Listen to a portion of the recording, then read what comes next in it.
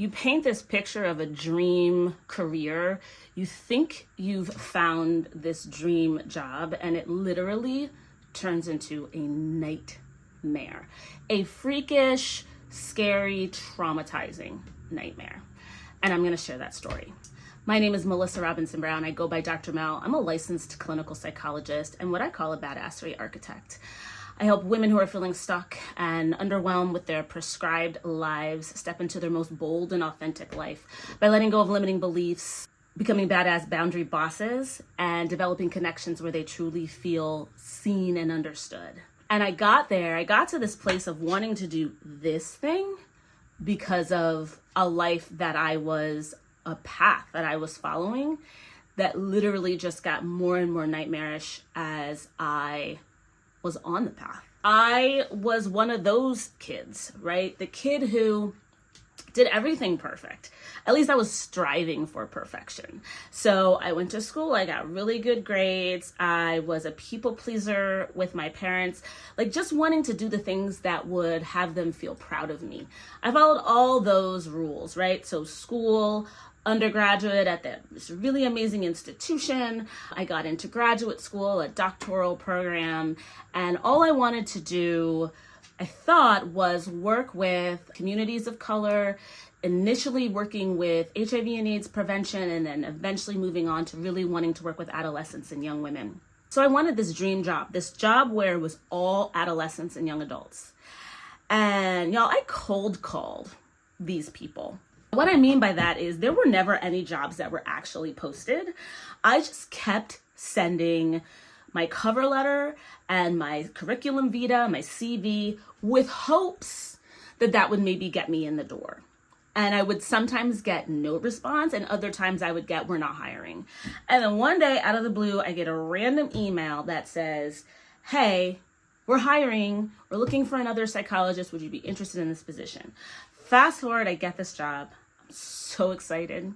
I was like, who thought that they could get their dream job at this point 5 years? No, not even. 3 years into my career. So this was 3 years post-degree. I thought I had found my dream job. And I was doing what a lot of people do in academia when you get a PhD. You want to work your way up the academic ladder. And so for me, I was an instructor at my first job. That in this job, I was an assistant professor. And then the hope was to become an associate professor and then a full professor and be tenured and do all that really cool stuff. So I started this job, and it was funny from the start. I was working with this woman, a white woman, an older white woman who just didn't want me there. And she made that pretty clear. Now, granted, I'm in a supervisory role. I'm supposed to be supervising psychology interns and psychology externs. She was like, when I asked her about my supervision responsibilities, she was like, why would you do that? Why would you have any contact with the students? I'm confused. Isn't that what I got hired for?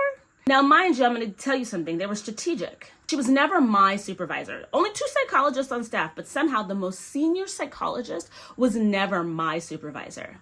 That should have been the first red flag, but I persisted because that's what we sometimes do. We persist, right? Even when we think something looks amazing, we keep going because we're more focused on the thing we want than actually picking up on the subtle red flags that may suggest that this is not the dream that you painted for yourself. So this woman would tell me I couldn't supervise the students. And eventually I went to my superiors and I said, look, I can't do my job. She's not allowing me to do my job. So they pushed back, and eventually I was able to work with the students, and they were amazing. The clinic was amazing. But she and I would often get into heated debates behind closed doors where she would be quite passive aggressive with me, naming things and saying things like, you don't need to read their reports. They don't really need you. You're here because we need to get accreditation, right? So I would experience this with her. I would experience these things and I would feel really uneasy. And one day this got pretty heated. I don't even know if I had been there for a year yet. And we got into an argument in the hallway in front of the students. I don't know if staff heard. I was a team leader. She told all the students to be on the 2 teams. She told all the students they need to be on the other team. She would not let any of the students be on my team, which was stupid, right? Why not split it up? And I asked her about it, and she said, it's my decision. It's my program. I make the decision about where the students go. And that was the end of it. I was fed up, not doing this anymore. So I pushed back against her, and we ended up getting into an argument in the hallway. And of course, that led to a meeting with our bosses. And during that meeting, I said, for the record, I don't want to have private meetings with her anymore. She is mean and nasty. She makes me feel uncomfortable and unsafe when we are sitting together. And I do not want to have a meeting with her anymore behind closed doors. The response I got from my bosses, who was all white individuals and one black man, but the one white woman said to me, if you can have an adult conversation with another individual, we have bigger problems than safety. So I had to proceed, even though I felt unsafe in those situations. So fast forward about a year. So now we're on our second set of interns together. And the interns start coming to me, talking to me about, she's not showing up for supervision. She's not really reading our reports. Can you help? So they're asking me for help, and they're trying to get something. And I said, you know what? I'm happy to do this, but I wonder if we need to actually talk to someone else about it. And they said, well, actually, all of these other things are also happening in our supervisions. So I encouraged them to talk to our bigger bosses, which they did. They filed a formal complaint. During that formal complaint, what comes out are all the things that this woman was saying to my students, who I'm in a supervisory role with them. What she's saying to my students about me. She's a black bitch. She's only here to fill a quota. She's incompetent. Don't listen to anything that she says. Don't implement anything that she tells you to implement. Hello, I was right. So everything that I had been feeling but didn't actually have the knowledge was exactly how this woman was operating. And when I went to my bosses to ask for help, they dismissed me. So now it's all blowing up. A complaint is filed with HR, not because of what I said though, but because of what the students said. And a formal complaint is filed. She gets removed. Now they're worried about me because they don't know what I'm going to do, because now I have information. Now what I wish I would have done back then is sued them, but I did not. But now they needed a new training director. And at the time, another person had joined our staff, another white man who was junior to me.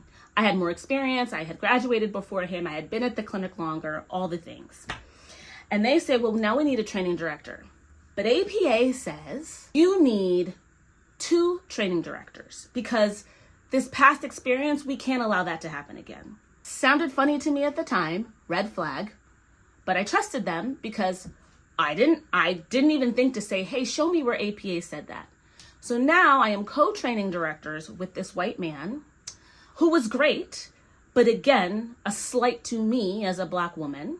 And this is what continued for the next 3 years. Time and time again, being slighted. Racism, sexism, them saying, hey, we're going to give you raises. But when there's only a year between people, we don't really think that there should be a differing amount. Hey, there's 3 years between me and this other person. Oh, really? I always thought y'all were the same year. And then just to keep it moving.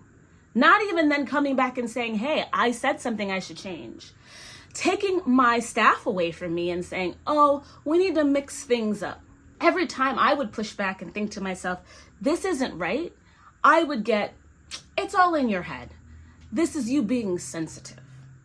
So eventually what happened is, all the while, I am also growing my family. I get pregnant with my 3rd child. I go on maternity leave, and I'm thinking to myself, I have to go back to this job. I have to go back to this place that expects us to do all this work for not more money. Because remember, when we became training directors, we did not get raises. Who still gives me a numbers quota for seeing clients, even though I'm running an entire training program. Who is not listening to my pleas to have an administrative day.